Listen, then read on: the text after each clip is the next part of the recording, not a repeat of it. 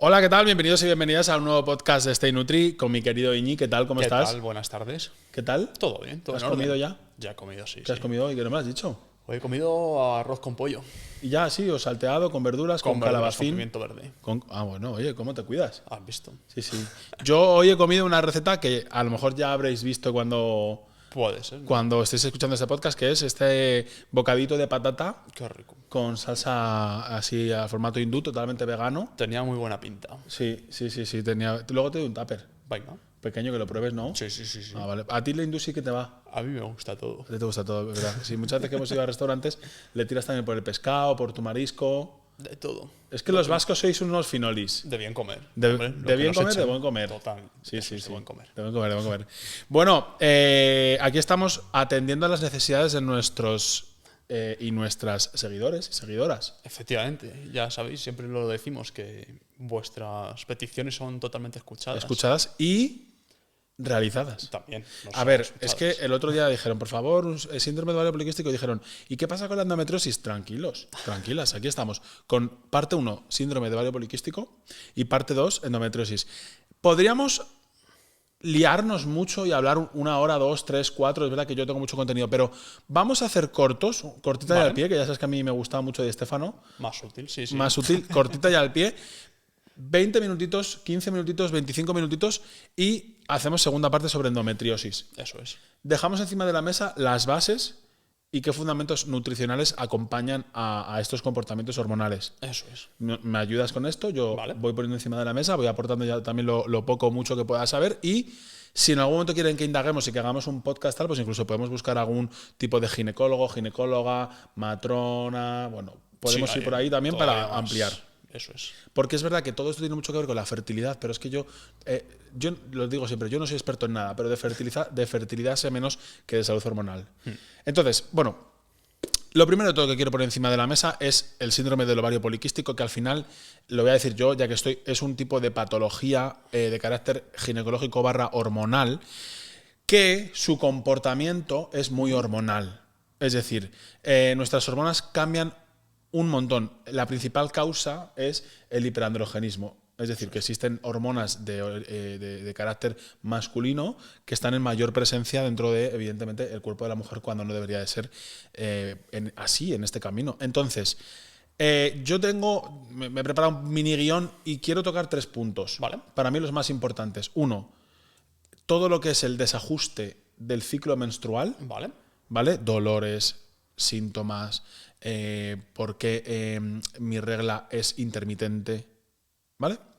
Después quiero tocar todo el tema de hirsutismo, síndrome metabólico, es decir, cómo nuestro sistema hormonal responde y cómo nuestro sistema endocrino también.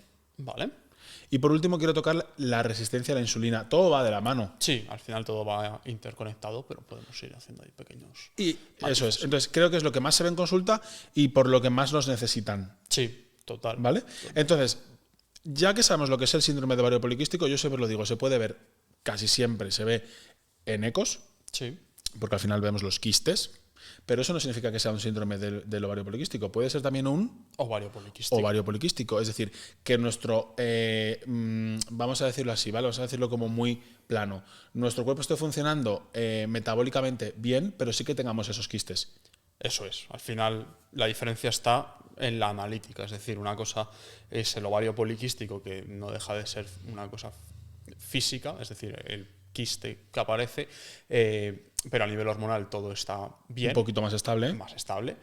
Y el síndrome del ovario poliquístico lleva consigo ese desajuste hormonal en esas hormonas masculinas que están más elevadas Eso de es. lo habitual. Eso es, eso es. Es interesante tener esto en cuenta porque al final lo hemos visto en consulta, pero ¿es síndrome de ovario poliquístico o es Sí, ovario? que no hay lo sé. muchas veces que, efectivamente. Entonces, y ¿por no qué? es lo mismo. En el síndrome del ovario poliquístico sí que están presentes los quistes, pero claro, en analítica no tiene nada que ver uno u otro. Entonces vamos a centrarnos en el síndrome del ovario poliquístico. Vamos a hablar sobre todo en dolores de regla, reglas intermitentes, amenorreas. Sí, que al final van muy de la mano. ¿Qué tengo que comer? Es que no lo sé, Íñigo, necesito que me ayudes. Vale.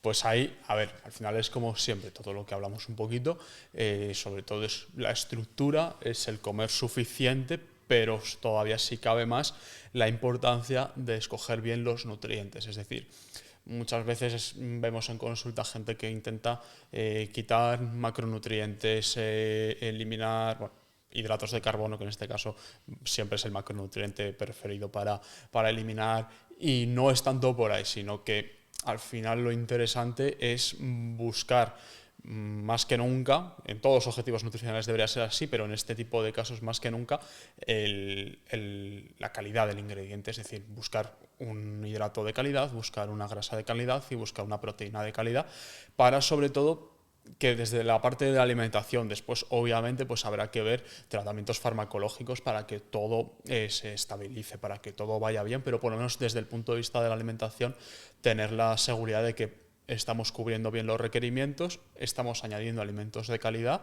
y sobre todo tenemos una buena estructura también para que posibles efectos que surjan de ese síndrome del ovario poliquístico, pues como una resistencia a la insulina que nos pueda desencadenar una diabetes, todo ese tipo de cosas no aparezcan y que sobre todo tengamos una buena estructura para minimizar el impacto. Es decir, vale, yo cuido mi síndrome del ovario poliquístico con medicación. Vale, con espera, ahora te interrumpo.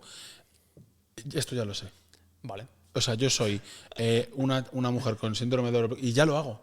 Vale. O sea, necesito que seas menos políticamente correcto. Es decir, Vale. para ti, ¿dónde está una de las claves, dos de las claves, tres? Pero, ¿qué dirías? Mójate. Es decir, sí, oye, evidentemente la base es la base. O sea, llegar a los nutrientes, no eliminar por eliminar, cubrir necesidades calóricas y evidentemente de macros y de micros. Ok, esto ya lo sé. ¿Qué me dices más? ¿Qué más te digo? Las grasas, súper importantes, o sea, ejemplos de grasas saludables, tema de aguacate, tema de lácteos enteros, tema de chocolate negro, tema de pescados azules, tienen que estar más presentes que nunca. ¿Por qué las grasas? Porque al final son precursoras de las hormonas y de que todo en lo que es el sistema hormonal funcione correctamente, con lo cual un buen aporte de grasas va a hacer también que cuando tengamos que revertir posibles situaciones de amenorrea, pues también el aporte de grasas, los depósitos de grasas estén suficientemente cubiertos para que el proceso se pueda dar. A nivel hormonal, eso para la síntesis de las hormonas, que todo esté correcto. Luego, eso, luego ya será el tema ajustar cuáles nos interesan que estén en más presencia y cuáles no, pero que haya una buena producción de hormonas es muy importante. O sea, entonces sería importante suplementar en algún tipo de omega o no. Ahí ya depende un poco lo que cada caso en particular. Es decir, de manera general nosotros siempre vamos a tratar de llegar bien a los requerimientos y de poder controlar la situación con lo que es la alimentación, con lo que son los alimentos en sí. Luego, casos particulares en los que ya apartamos de ciertos déficits asociados al tema hormonal, al final como todo es un poco bucle, es decir, es raro, puede pasar que solo tengas un desajuste puntual, al final muchas veces pues eso te va a llevar a tener azúcar un poco más elevado, a tener ciertos déficits, al tema vitamina D, que por ejemplo ahora es importante a la hora de formar hormonas, que hoy en día casi todo el mundo lo tenemos en un déficit. Hombre, pues es que o vives en las Canarias más soleadas o la vitamina B, la vitamina D está muy baja. Vale, entonces, para ti serían las grasas... El llegar a las grasas, sí, algo importante dentro del proceso de tener un síndrome de ovario poliquístico. Para mí hay otra cosa también más, y es que los hidratos de carbono sean de la mayor calidad posible. Hablaré de esto en resistencia a la insulina, pero esto es importantísimo también. Va de la mano, es que al final todo va de la mano, pero para mí es importantísimo las grasas y los hidratos, evidentemente las proteínas también, pero son súper importantes tanto en la amenorrea como para el tema de resistencia a la insulina, que ahora hablaremos de esto. Vale, te quiero preguntar, esto sería un poco un tema de desajustes hormonales. Sí. Vale, hablamos de hirsutismo, hablamos de síndrome metabólico, o sea, es decir, hablamos ya de dificultades metabólicas, ¿vale? Claro. Sin meternos en medicina, porque no somos médicos, pero a nivel nutricional, ¿qué consejos me puedes dar? Pues al final ya entra en juego eso, muchos factores, con lo cual aquí es importante ya ir abordando eso, un poco general, a que el hidrato sea de calidad, sobre todo porque luego muchas cosas van relacionadas, es decir, el que tú vayas desarrollando una hipertensión, por ejemplo, te va a dar más facilidad de tener una diabetes, al final todo es cíclico, al igual que todo se va produciendo de manera cíclica, también lo que es el abordaje nutricional, a la vez que vas, entre comillas, tapando una cosa, también de manera indirecta estás protegiendo que no pase otro. Entonces, Vale. ahí es súper importante el tema de enfocarlo todo bien, eso, a nivel de alimentación. Buscar la calidad.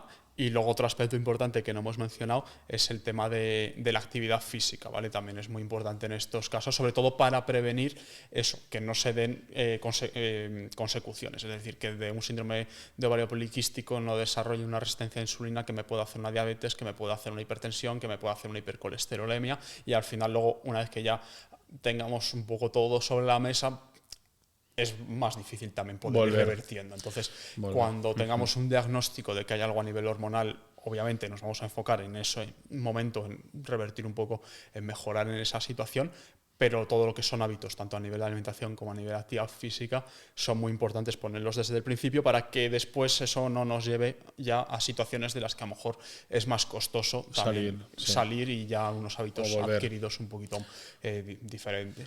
Vale, vale, eso es interesante. Entonces, nos quedamos un poco con esto y por último me gustaría hablar de la resistencia a la insulina. Vale. Hay mucho desconocimiento. Fíjate, es que es increíble cómo son las redes. ¿Por qué te ríes? No, porque sé, o sea, creo que sé lo que vas a decir. Vale. No, es que hay mucho desconocimiento con esto, pero luego, bueno, lo voy a decir ya así. Vale. Yo veo mucha gente en redes, pacientes, me ha pasado una, pero hay desconocimiento sobre cómo es una diabetes 1, 2, cómo es los tipos de diabetes que hay. Bueno, hay varios que son hasta por estudiar. Sí, gestacional. No, pero incluso, por ejemplo, conocemos por Belén el MODI, la diabetes MODI, que no todo el mundo la conoce. En su ginecólogo y su endocrino no la conocían y con mi profe de lo que yo he estudiado, pues oye, pude enterarme un poco más. Y luego está también la resistencia a la insulina. Entonces, se tiene como mucho que todavía aprender de esto, pero me tomo inositol, pero me tomo berberina, pero me pincho Ozempic, pero me pincho Saxenda. Entonces, es como un mundo el de la diabetes. Sí, porque al final eso, ahí depende, muchas veces también es que va asociado, hay gente que solo es diabetes y no hay nada complementario, pero es raro, al final siempre hay algo que va aparejado con ello. Entonces, al final muchas veces es eso, que no sabes tampoco en qué punto, cuando nos viene el paciente y te dice, oye, tengo el azúcar alto, me han dicho que tome esto, pero al final realmente estás como poniendo un parche, pero... No, pero yo digo, pero no voy por ahí. Vale. No, o sea, me parece interesante, pero son decisiones personales. Yo hablo de decisiones personales, tipo, hay gente que se está tomando el inositol y no sabe lo que es. Sí, no. O no sabe para qué, no, es que lo he visto en TikTok. Claro. Sí, no, eso sí. Claro, entonces, eso es lo que te quiero decir. No, yo no hablo como parchear. Evidentemente, el interés económico de las farmacéuticas para que la gente se pinche esa Saxenda es muy grande y no podemos decir que no, es que está a la vista. Pero no quiero ir a esto. Quiero ir... Sí, te entiendo. Claro, quiero ir a cómo hay pacientes con resistencia a la insulina que no saben qué es la resistencia a la insulina o que no se la tratan. Sí, porque hay muchas veces que simplemente no llegan sin que un médico les haya informado bien de qué situación se encuentran o qué significa exactamente. O que les dicen que es por la obesidad. Sí. Vale, muy bien, sí, ya lo sé. Me veo. Vale, sí, estoy gordo. Estoy gordo. Trataré de buscar una mejor salida. Ahora, ¿me puedes decir, por favor, qué es una resistencia a la insulina? ¿Me puedes decir por qué? No, es que he visto en TikTok y no me parece interesante. Entonces, vamos a explicar. Vale. ¿Qué es una resistencia a la insulina? Lo primero, la resistencia a la insulina se ve en un parámetro que se llama índice OMA con H, HOMA. También se puede ver en glicosilada y tal. Pero bueno, hay muchos laboratorios que te lo ponen como índice OMA y te ponen el parámetro, y si estás por encima o muy cerca, puede haber. ¿Qué es? Cuéntame tú, ¿quieres contarme tú qué es la resistencia a la insulina? Venga, pues cuéntanos. La resistencia a la insulina se da cuando lo que es la producción de la insulina se da correctamente, en el páncreas se produce de manera correcta, pero después en lo que es a nivel de glucemia, nuestro cuerpo no la utiliza correctamente para que esos niveles de glucemia, que es el nivel de glucosa en sangre, estén correctamente estables, como tienen que estar. Entonces, no es un problema de... Aquí ya no lo podemos liar un poco más, de que la diferencia entre una diabetes tipo 1, la diabetes tipo 2, la resistencia a la insulina como tal, ¿vale? ahora lo explicamos si queréis, pero básicamente una resistencia a la insulina se produce bien la insulina, pero no se utiliza bien. Vale, o sea, es decir, nuestro cuerpo no sabe utilizarla. Eso es. Vale. ¿Qué es lo que pasa? Que aquí hay varios factores que tenemos que tener en cuenta. El principal, y va de la mano del síndrome del ovario poliquístico, es que aunque no haya una resistencia a la insulina, siempre hay una dificultad Eso es. para sintetizar los niveles en sangre de glucemia. Entonces, ¿qué es lo que pasa? Que como nuestro cuerpo sí que está produciendo la insulina, pero no la estamos utilizando de manera correcta, cuando nosotros en nuestro cuerpo de forma metabólica tenemos insulina que no estamos sabiendo utilizar, es más difícil perder grasa. Claro. Porque evidentemente, esto es biología, cuando en nuestro torrente sanguíneo se encuentra, pues se pierde toda esta insulina que no se utiliza bien, pues evidentemente es más difícil perder grasa. Que va de la mano del síndrome del ovario poliquístico, la dificultad para perder grasa. Claro, al final es más fácil que cuando tengamos un síndrome del ovario poliquístico pueda aparecer un sobrepeso, porque son factores que van... Siempre lo decimos, cuando alguien nos dice o alguien está en una situación de sobrepeso, muchas veces no hay simplemente un solo factor. Es decir, bueno, habrá gente que sí que lo único, vamos a decir, que hubiera que atajar, por ejemplo, es gestionar un poco cantidades. Y ya está, vale, perfecto. Pero muchas veces hay factores asociados. Es decir, vale, aparte de a lo mejor ajustar un poco cantidades o calidad de alimentos, tengo un síndrome del ovario poliquístico que me puede facilitar el tema de que haya una resistencia a la insulina. Con lo cual ya son varios factores los que tienes que abordar desde el punto de vista de alimentación y no solo decir como menos, no, porque al final, vale, como menos, pero la resistencia a la insulina puede seguir estando aunque yo coma menos, va a seguir estando, si la calidad de los alimentos aunque coma menos no es buena. Entonces, eso es. Todos esos factores hay que tenerlos en cuenta porque lo que es el sobrepeso o la obesidad siempre son multifactoriales, es decir, es muy difícil que solo entre en juego un único factor. Vale. Entonces, dentro de lo que sería tener una resistencia a la insulina derivada en este caso por un síndrome de ovario poliquístico, para mí es un error comportarnos como diabéticos, es decir, no necesitamos suministrarnos ningún tipo de pinchazo ni ningún tipo de insulina. Necesitamos sensibilizantes de insulina que existen. Entonces, vamos a decir 3 sensibilizantes de insulina que son complejos, como son, uno de ellos es el inositol. Complejos me refería a complejos vitamínicos. Inositol es uno de ellos. Hay 2 variantes, el mioinositol y el D-quiroinositol.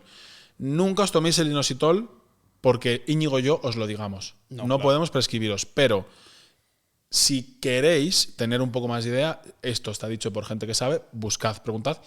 Lo suyo es combinar los dos, el mio y el quiroinositol, ¿vale? Son sensibilizantes de insulina, van a ayudar a que el proceso que nuestro cuerpo no está sabiendo hacer. Eso es, porque no es un problema de que no estamos produciendo, sino que está producida, pero no está bien utilizada. O sea, eso es. Es la ayuda para que se pueda utilizar de manera correcta.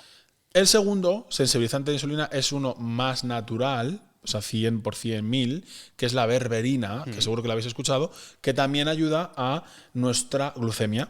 Eso es, al final de manera natural también lo que se consigue es eso, que utilizar mejor el tema de la insulina, favorecer eso, pero siempre lo mismo, volvemos un poco a lo mismo, no de manera aislada, al final el que tú te tomes la berberina o el mioinositol solo, sin una mejora de hábitos alimentarios, sin una No te adelantes. Vale, no me adelanto. Voy con el tercero. Vale. ¿Cuál es el tercer sensibilizante de la insulina que no es un complejo vitamínico? Voy a la actividad física. Muy bien, muy bien, muy bien. La masa muscular, Esto es muy interesante. Yo lo he leído muchas veces, pero lo aprendí, lo volveré a decir, lo diré siempre, con neuroprevención. Sí. O sea, es que nos dio una clase, me quedé. O sea, allí fue donde aprendí cómo nuestra masa muscular, que tiene un componente que es el GLUT2, actúa como un sensibilizante de la insulina. Es decir, actúa casi como insulina. Justo. Es decir, si nosotros trabajamos nuestra masa muscular, no hablamos de ser Hulk ni tal, sino si semanalmente nos movemos y movemos peso. Hoy me decían, pero esta tía, correr en pendiente no es hacer fuerza. Sí, Rey, lo siento un montón. O sea, tú estás muy fuerte, pero es que todo lo que sea hacer que nuestro cuerpo mueva un peso es fuerza, una intensidad. Sí. Y movernos a nosotros mismos es fuerza. Sí. Sentarte a cagar es hacer una sentadilla. Es verdad. Sí. No, es que verdad. no hace falta estar en el CrossFit. No. O sea, te quiero decir, es que en el CrossFit no, en el Mister Olympia. O sea, es que me ha molestado lo de esta mañana, ¿sabes? Es como, tío, estás muy fuerte, te pinchas de todo y no por eso estás por encima. Y eso es un problema de la gente que tiene, o sea, que no está, ¿cómo se dice? La gente que no tiene, que no está contenta consigo misma y entonces ataca a los demás. Autoestima. La autoestima, es falta de autoestima. Entonces, vuelvo a lo de la masa muscular. La masa muscular en nuestro cuerpo actúa como otro sensibilizante de la insulina. Entonces, cuanto más trabajemos nuestra masa muscular, evidentemente, mejor respuesta insulínica y metabólica vamos a tener.